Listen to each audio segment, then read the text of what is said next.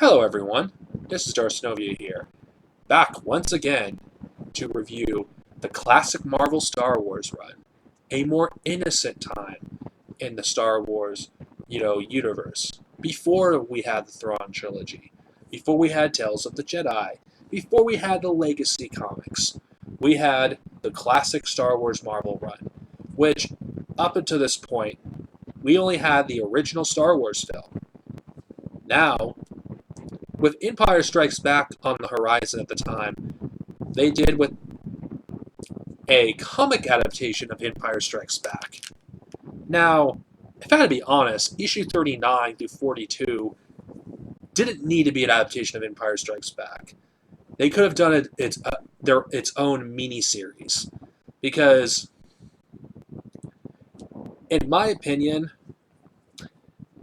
outside the great artwork, which I will not deny, I love the art for this comic.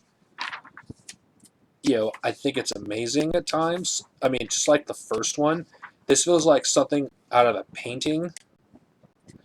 Of course, my favorite issue is probably the second one, which is basically an adaptation of the Battle of Hoth. I just think the art looks beautiful in this comic. Like this panel right here. Holy crap, this looks amazing. Now, this is more of a negative review, but I'm just getting the positives out of the way. The positives, the art is gorgeous. If you cared only about the art, well, this is the comic for you. The comic has amazing art. It feels like a painting. I can't comment what the special edition of this comic looks like, but fuck the special edition. I care about the original. Now, outside the artwork for the Empire Strikes Back adaptation, I'm not going to show you anymore because it's pretty clear how great the art is in this comic. It's a cash grab. It's a complete cash grab that's completely skippable. In fact, I don't even think it's worth reading unless you care about the art. But then again, you can just look at the art. Because unlike A New Hope, which took delicate care in adapting, the movie, and actually doing a great job at it, it did take some liberties, obviously, because some things, comics and film are different mediums, and yeah, A New Hope was, in my opinion, is one of the best comic adaptations out there. It doesn't feel like a cash grab. I feel like the New Hope adaptation can be enjoyed on its own. The Empire Strikes Back adaptation, it felt like the writers just wanted it to be done and over with. They didn't really want to do another adaptation of it, honestly. It felt like that they wanted to tell their own, more original stories again. Because for 6 months, that's a long time for, to adapt a movie. And they felt like they just wanted to get it over with. Because it feels rushed. I know a comic if you're adapting a comic and a movie, it can't be the exact same, but Luke's training is completely skimmed over. I just feel like the comic adaptation, unless you've watched the movie, doesn't really have anything of value to offer on its own. A New Hope can be read without ever watching the movie. That's why I think the New Hope adaptation is one of the best ones out there, because it had the complete story out there, while Empire Strikes Back just rushed through parts of the story.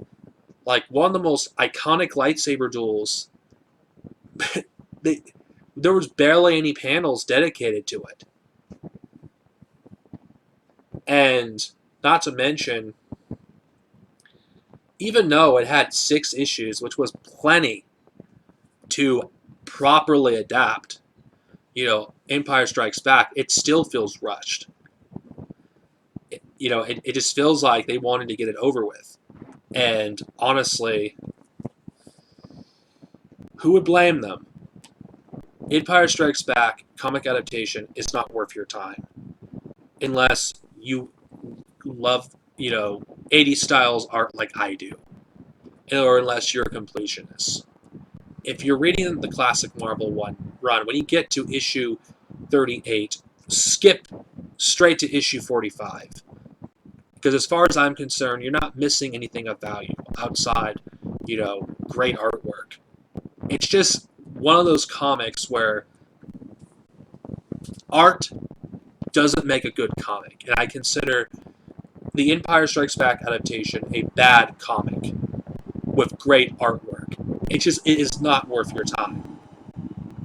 I give this a bad rating, mostly because it's a rushed adaptation that doesn't stand on its own, that you're just better off just reading the novelizations, by Ryder Wenham or the original novelization than read the comic adaptation or the audio drama. Any other experience other than reading the comic adaptation, I consider it possibly the worst way to experience Empire Strikes Back.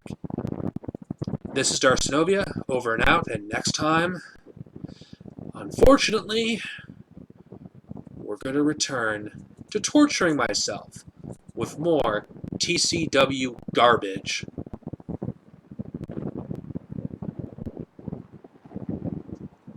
Please kill me, please. I don't know how much more of this garbage I can take.